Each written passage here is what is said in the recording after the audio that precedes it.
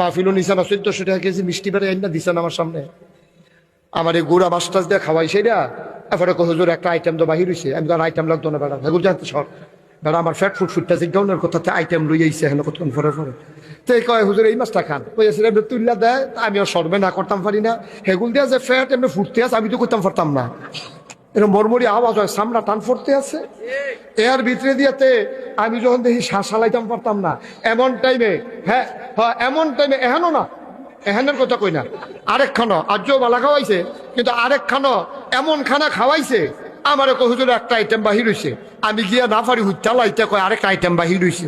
আমি কই ভাই মাপ চাই, আমার আরেক আইটেম লাগতো না। হুজুর আইটেমটা সান্না কুদ্দুরা আইনা দিছে, দেখি ছানা মিষ্টি, কয় 1400 টাকা কেজি। হুজুর আপনার যে ডায়াবেটিস এটা জানি না, আমি হাতে মিষ্টি আনাইছি, একটা মিষ্টি খান। সাইয়া রইছি